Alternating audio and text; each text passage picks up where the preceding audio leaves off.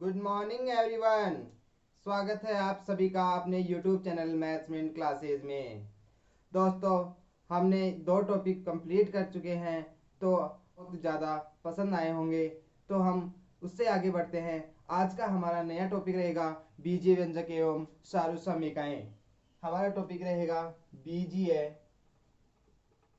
व्यंजक एवं सारूसमिकाएं।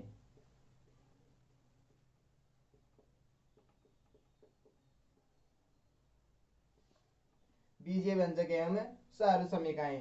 तो देखते हैं अपन कि ये जो बीजीय व्यंजक होते हैं वो क्या होते हैं। तो हम शुरुआत करेंगे बीजीय व्यंजक से। बीजीय व्यंजक से तो दोस्तों देखते हैं कि ये बीजीय व्यंजक क्या है। हमने आज तक पढ़ा है कि जैसे मैं लिख देता हूँ 1 2 3 4 65 86, ये लिख दिया। ये क्या है? ये अंक अंक है। ये क्या है? अंक है। ये तो है अंक, और ये है क्या? संख्याएं।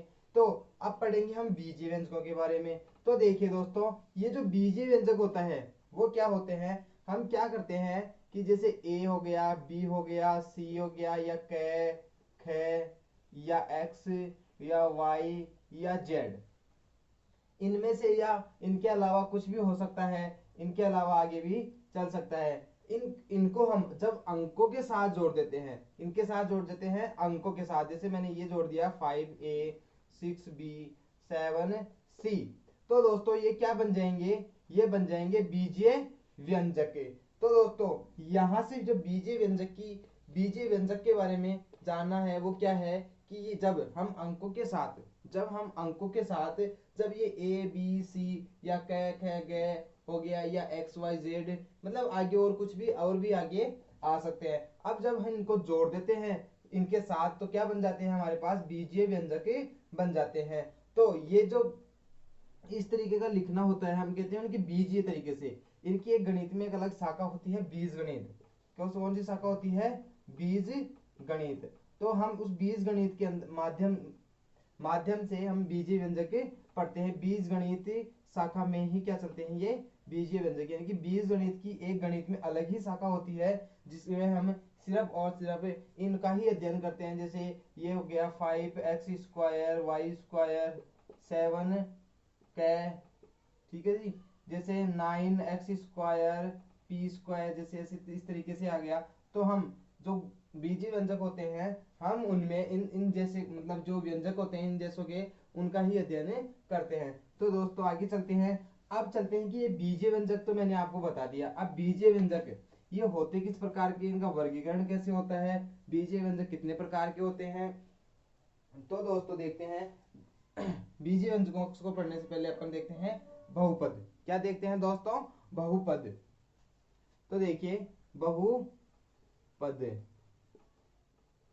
तो यहाँ नाम से ही पता चल रहा है कि बहुपद का मतलब क्या होता है। बहु यानी अनेक, और पद यानी अनेक पद।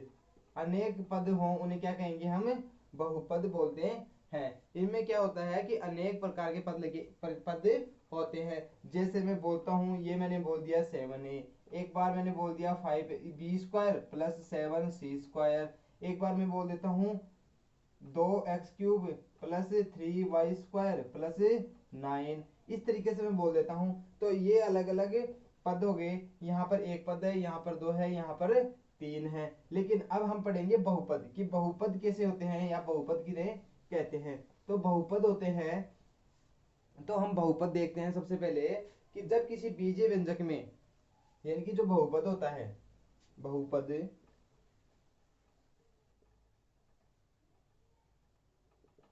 बहुपद है हमारा जो टॉपिक है, उसमें क्या होता है कि बीजीय व्यंजक होते हैं उनके अंदर अलग अलग घात लगी होती है। जैसे एक घात लगी हुई है, दो घात लगी हुई है, तीन घात लगी हुई है, और तीन से भी ज्यादा घातें हो सकती हैं। तो उन पदों को क्या कहेंगे? हमें बहुपद कहते हैं। जब अब इसकी परिभाषा लेंगे कि जब किसी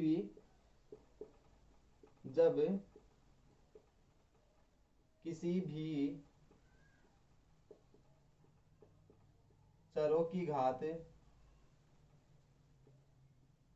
जब किसी भी चरों की घात पूर्ण संख्याएं होती हैं, क्या वो संख्या होती हैं? पूर्ण संख्या, पूर्ण संख्याएं होती हैं। ऋणात्मक नहीं होनी चाहिए जी। क्या नहीं होनी चाहिए?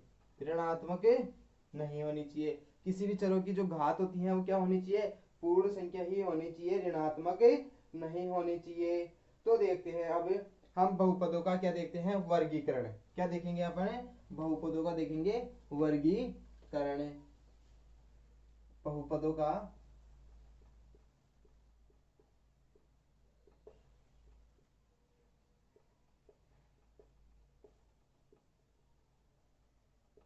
बहुपदों का देखेंगे अपन वर्गीकरण। उससे पहले इसमें थोड़ी सी इंक डाल लेते हैं अपन। ये थोड़ा सा फीका चलने लग गया इसलिए हम इसमें इंक डालेंगे। तो देखिए दोस्तों, हम देखते हैं कि ये जो बहुपद है उनका हम क्या करेंगे? वर्गीकरण करेंगे। बहुपदों का क्या करेंगे? वर्गीकरण करेंगे। अब बहुपदों का वर्गीकरण है वो अलग अलग तरीके से हो सकता है। जैसे पदों की संख्या के आधार पर कर सकते हैं हम, घातों की संख्या के आधार पर कर सकते हैं।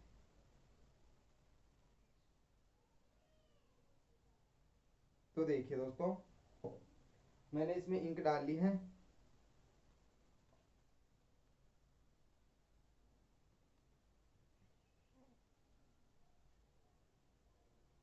तो देखिए दोस्तों, हम देखते हैं बहुपदों का वर्गीकरण। अब वो जो बहुपदों का वर्गीकरण है, जो हमारा वर्गीकरण पहला रहेगा वो रहेगा पदों की संख्या के आधार पर। कैसे रहेगा? पदों की संख्या के, पदों की संख्या के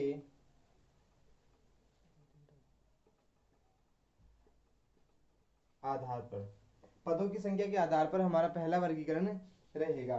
तो देखिए दोस्तों, इसमें हम सबसे पहला आएगा, जैसे ए ले लेते हैं, एक पदीय बहुपद। एक पदीय, एक पदीय। अब ये एक पदीय का मतलब हुआ कि वह बहुपद जिसमें और जिसमें केवल एक ही पद हो। जैसे मैंने लिख दिया 5a, क्या लिख दिया? 5a। मैंने लिख दिया 7b, मैंने लिख दिया 6a, ये तो मैंने लिख ही दिया 6 क्या लिख दिया मैंने। तो इसका मतलब ये हुआ कि एक पदीय बहुपद, इसका मतलब हुआ कि जो पद होगा उसमें कितना और कितना पद होगा? सिर्फ एक ही पद होगा। हम उसे क्या कहेंगे? एक पदीय बहुपद। फिर हम दूसरा वर्गीकरण लेते हैं द्विपदीय। कौन सा लेंगे? द्विपदीय। तो द्विपदीय के अनुसार हम देखेंगे तो ये जो द्विपदीय बहुपद है उसका मतलब हुआ कि जो बहुपद अपने पास प्राप्त होगा उसमें कितने पद होंगे?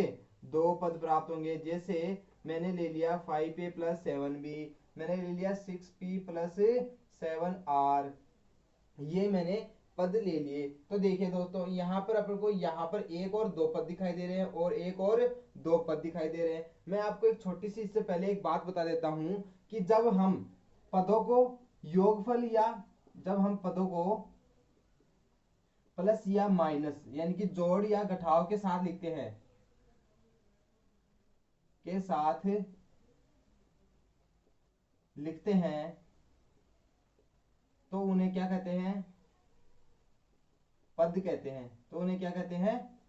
पद कहते हैं। यानी कि जब हम पदों को प्लस और जोड़ और घटाव के साथ लिखते हैं तो उन्हें क्या कहते हैं? पद कहते हैं। और जब हम गुणा के साथ, गुणा या भाग के साथ लिखते हैं, गुणा या भाग के साथ लिखते हैं, तो उन्हें क्या कहते हैं? गुणनखंड कहा, गुणनखंड कहते हैं। जैसे दोस्तों मैंने ये दो बातें लिखी हैं, इनमें ये बातें इस तरीके की है कि जब पदों को प्लस और माइनस के साथ, मैंने यहाँ प्लस के साथ लिखा है तो ये क्या कहलाएंगे? पद कहलाएंगे। और मैं जब इनको गुणा या भाग के साथ लिख देता हूं तो वो क्या कहलाएंगे? गुणनखंड कहलाएंगे। तो ये बात आपको थोड़ी सी ध्यान में रखनी है। अब आगे चलते हैं। हमने बता दिया कि द्विपदीय। अब इसी हिसाब से अपन देखते हैं त्रिपदीय बहुपद के अनुसार। किसके अनुसार देखते हैं? त्रिपदीय बहुपद। त्रिपदीय बहुपद। अब त्रिपदीय बहुपद का मतलब ये हो गया कि इसमें कितने पद होंगे। अब त्रिपदीय बहुपद में इसमें 3 पद होंगे। जैसे मैंने एग्जांपल ले लिया 7x² प्लस 9x माइनस 3, तो इसमें देखिए 1 2 और 3 पद हो गए। जैसे मैं एग्जांपल एक और ले लेता हूँ 4x² प्लस 8x माइनस 16, ये ले लिया। तो इसमें भी देखिए दोस्तों, ये आपको यहाँ पर 1 पद 2 पद और 3 पद, यहाँ पर भी आपको कितने पद दिखाई दे रहे हैं, 3 पद दिखाई दे रहे हैं। तो इसे हम क्या कहेंगे, त्रिपदीय बहुपद। अब अपना का चौथा जो है वो है बहुपदीय बहुपद। क्या है, बहुपदीय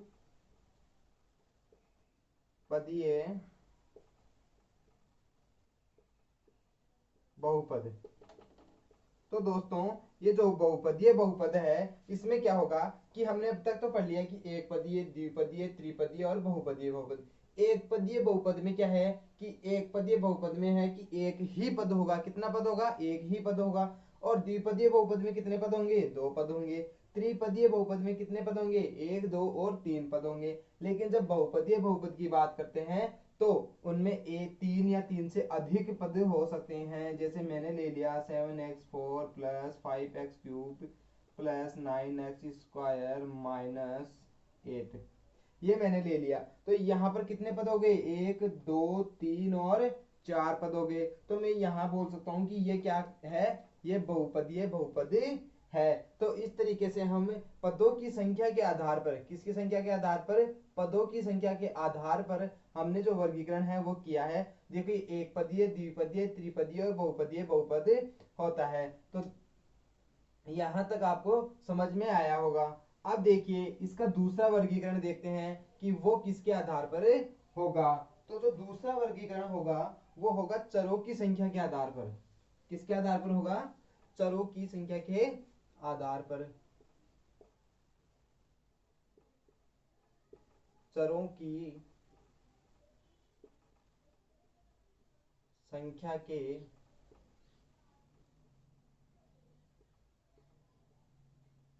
आधार पर। तो देखिए दोस्तों, चरों की संख्या के आधार पर हमने जो वर्गीकरण करेंगे उसमें क्या है, एक चरों की संख्या के आधार पर कि जो चर होंगे। देखिए चर मैंने बताया है कि ये ए बी सी डी क ख X Y Z P Q R, ये क्या है इनके, ये तो क्या होते हैं, चर होते हैं। और मैंने लिख दिया 5x², तो ये तो हो गया चर, और ये इसका क्या हो गया, गुणांक। क्या हो गया इसका दोस्तों, गुणांक हो गया। तो बीजीय व्यंजकों में अपन को ध्यान रखना है कि बीजीय व्यंजकों में 2 चीजें होती हैं, एक तो चर होता है, एक गुणांक होता है। जो अपन लिखते हैं जैसे बीजीय व्यंजक में, जैसे x² a b क ख, ये तो क्या होंगे, चर होंगे। और जो इनके साथ अंक लगा होगा या जो संख्या लगी होगी उन्हें क्या कहेंगे, गुणांक कहेंगे। तो देखिए दोस्तों, चरों की संख्या के आधार पर वर्गीकरण करेंगे। तो देखो चर इसमें क्या है, इसमें भी है ना 2 या 3 तरीके हो सकते हैं। जैसे मैं पहला लेता हूं, ए ले लेता हूं, एक चर,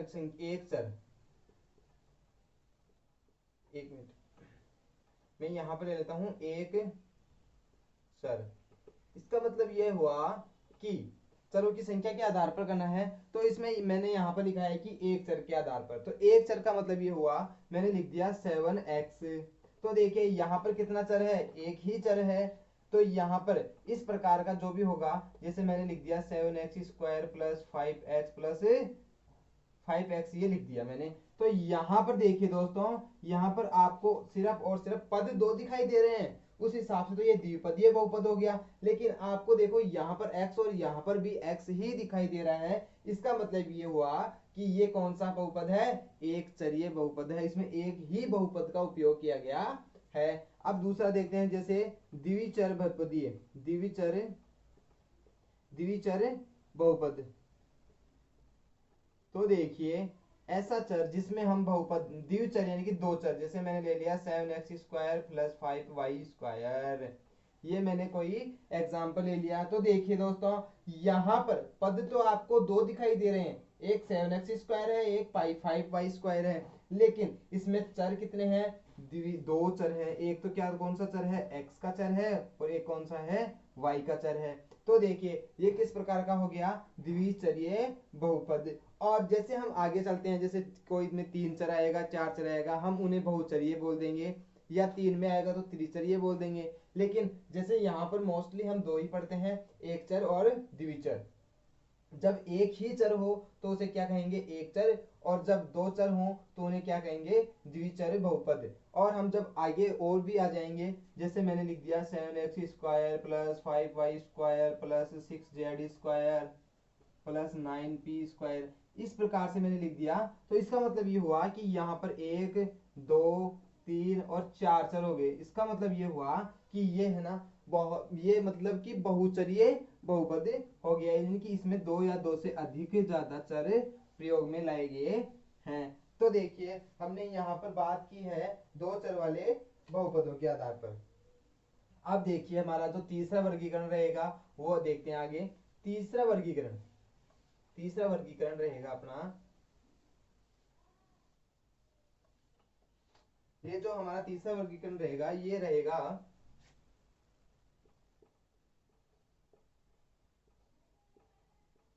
बहुपद की घात के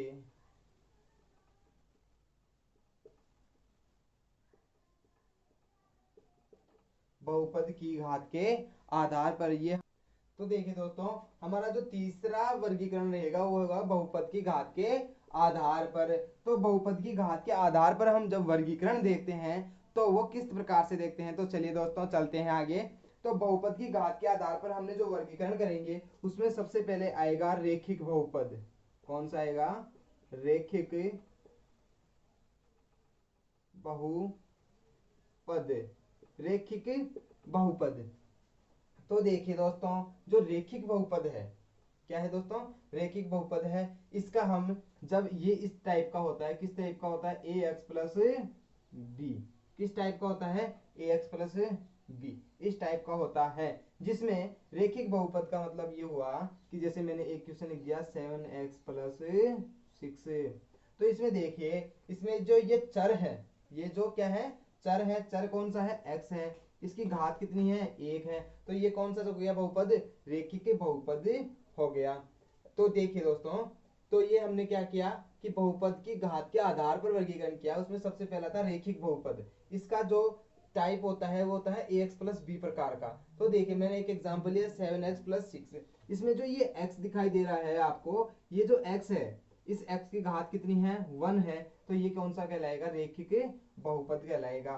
दूसरा वर्गीकरण हम देखते हैं द्विघात बहुपद। कौन सा देखते हैं, द्विघात बहुपद। कौन सा देखते हैं, द्विघात बहुपद। इसका जो फैक्ट फॉर्मूला होता है वो क्या होता है, A X square plus B X plus C, वो इस प्रकार का होता है। जैसे हम एग्जांपल लेते हैं 7x² प्लस 6x माइनस 5, यानी कि इसमें जो ये जो चर है उसकी अधिकतम घात कितनी है, 2 है। तो ये कौन सा प्रकार का हो गया, द्विघात बहुपद हो गया। अब तीसरा आता है इसमें त्रिघातीय बहुपद। त्रिघात बहुपद, इसकी जो स्टैंडर्ड फॉर्म होती है वो होती है ax³ plus bx² plus cx plus d। ये इस तरीके की स्टैंडर्ड फॉर्म में लिखा हुआ होता है। तो हम एग्जांपल ले लेते हैं 7x³ plus 6x² plus 5x minus 6, ये इस तरीके का लिखा होता है। तो देखिए हमने बहुपद की घात के आधार पर तीसरा वर्गीकरण देखा था, बहुपद की घात के आधार पर देखा था। तो ये बहुपद है, इसमें जो चर है इसकी घात कितनी है, 1 है, यहाँ पर 2 है, यहाँ पर 3 है। तो जो एक घात होगा उसकी स्टैंडर्ड फॉर्म होगी ए एक्स प्लस बी, उसको कहेंगे रेखिक बहुपद। और द्विघात बहुपद, इसकी स्टैंडर्ड फॉर्म क्या है, ax² plus bx plus c, तो इसे क्या कहेंगे हम, द्विघात बहुपद। और त्रिघात बहुपद में देखते हैं तो ये इसकी स्टैंडर्ड फॉर्म क्या है, ax³ plus bx² plus cx plus d, ये इसकी क्या है, स्टैंडर्ड फॉर्म है। और इस तरीके का इसका एग्जांपल होता है। तो हम इसमें जो अधिकतम घात है वो कितनी है, 3 है। तो हम क्या कहेंगे, इसे त्रिघात बहुपद कहेंगे। अब जैसे 4 घात आएगी, 5 घात आएगी तो उन्हें क्या कहेंगे, बहुपद, यानी कि उनमें जो तीन या तीन से अधिक जो घातें होंगी हम उनको क्या बोलेंगे, बहुपद ही बोलेंगे, यानी कि उसमें जो अनेक पद हैं और उनकी घात भी एक 3 से ज्यादा होगी, हो सकती है। तो देखिए आगे चलते हैं अपन। अब देखिए दोस्तों, हमने जो वर्गीकरण पढ़ा है वो 3 प्रकार का हमने वर्गीकरण पढ़ लिया है। आप देखिए, तो बीजीय व्यंजकों में हमने आज की कक्षा में बीजीय व्यंजकों के बारे में, जो आज की अपनी कक्षा थी उसमें हमने बीजीय व्यंजकों के 3 प्रकार के वर्गीकरण पढ़े हैं। तो आज की कक्षा में हमने बीजीय व्यंजकों के 3 वर्गीकरण पढ़े हैं। तो मैं आशा करता हूं कि आपको ये वीडियो पसंद आया होगा। अगर आपको ये वीडियो पसंद आएगा तो लाइक और सब्सक्राइब जरूर करें, और हमारे अगर अभी तक आपने चैनल को सब्सक्राइब नहीं किया है तो आप चैनल को सब्सक्राइब करें, जिससे आपको नए नए वीडियो आपको मिल सकें। धन्यवाद।